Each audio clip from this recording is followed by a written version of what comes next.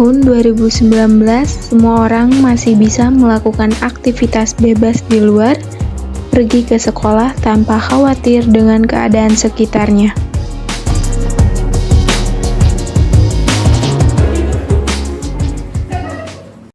Tetapi pada tahun 2020, semua telah berubah ketika terdapat kabar bahwa COVID-19 menyerang seluruh dunia termasuk Indonesia.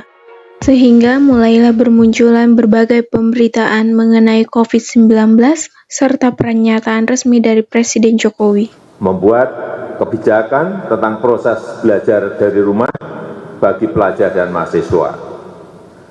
Membuat kebijakan tentang sebagian ASN bisa bekerja di rumah dengan menggunakan interaksi online. Dengan pernyataan mengenai kebijakan baru akibat COVID-19, ini berdampak pada bidang pendidikan, di mana siswa-siswi, mahasiswa harus melakukan pembelajaran secara online.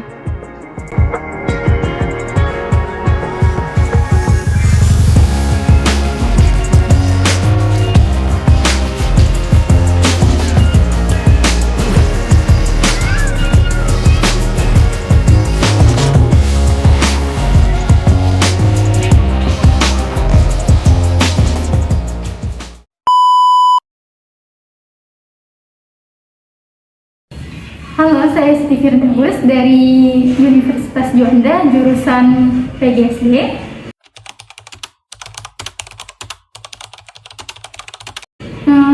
Perasaan saya ketika pembelajaran berubah dari luring ke daring itu sebenarnya seneng ya, karena nggak perlu ke kampus, tapi lama-kelamaan jadi gimana ya, jadi jenuh gitu. Jadi menurut saya pribadi sekarang setelah pandemi ini merasa bahwa kalau kuliah itu lebih baik luring. Terima kasih. Saya Muhammad Iqbal Pratama.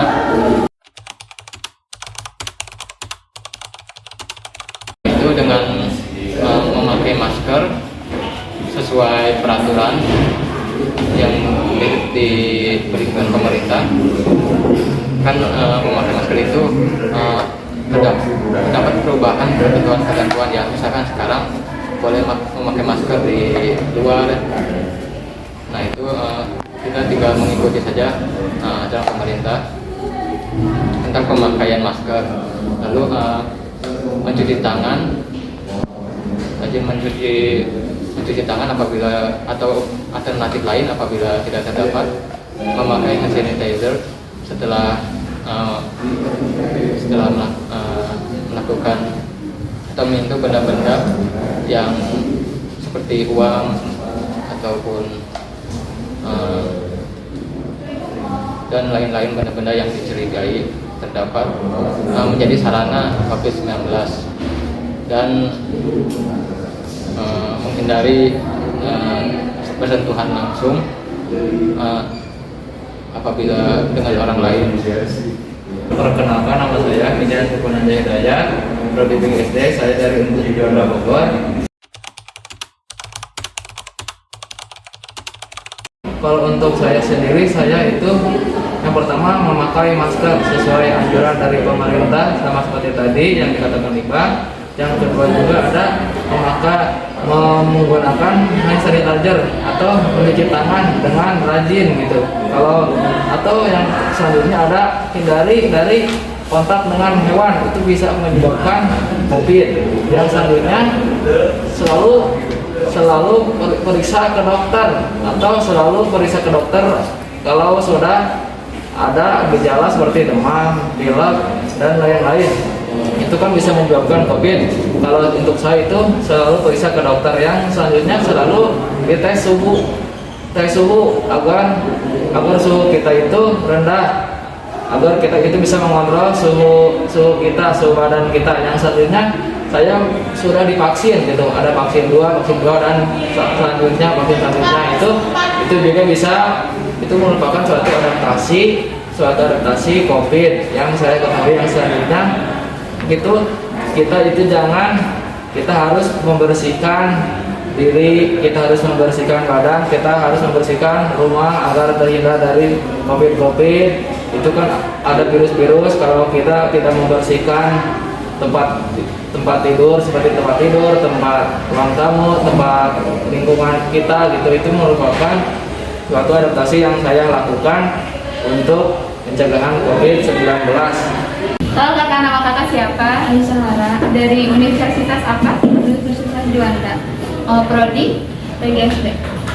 Apa yang Anda rasakan setelah pembelajaran daring berlangsung selama pandemi? Yang saya rasakan selama pembelajaran daring selama ini itu cukup menyenangkan ya, maksudnya saya nggak perlu ke kampus, jadi lebih hemat biaya di ongkos, terus juga pembelajaran juga cukup efektif di awal-awal karena mungkin masih beradaptasi di rumah, tapi selama kelamaan kalau misalnya melakukan pembelajaran daring terus saya merasa kalau ada materi yang belum dimengerti, nanya ke dosen atau ke temannya jadi lebih susah gitu, karena kan orang lain juga punya kesibukan. Jadi ketika kalau misalnya kita belajar di kampus bisa langsung bertanya gitu apa yang kita ngerti mengenai materi. Halo kakak, permisi. Hai. Mohon maaf izin wawancara ya? Boleh.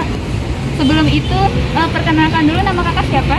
Nama aku Suci. Kakaknya Aulia. Dari universitas apa kak? Universitas Juanda. Ya, sama. Oh ya kakak, di sini kami ingin wawancara mengenai perubahan sosial dari masa pandemi ini kak. Jadi menurut kakak Suci, bagaimana tantangan terberat belajar di zaman yang semua tuh serba online? Yang pertama tuh sinyal sih ya.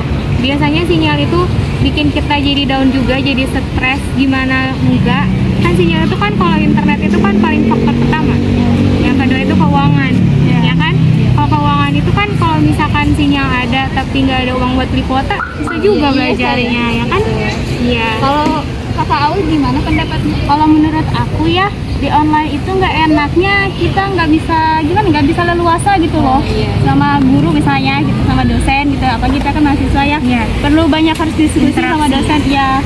Kalau misalkan pakai gimana ya, pakai online jadi terhambat ya gitu, kurang luas aja. Baik kak, terima kasih atas waktunya. Iya.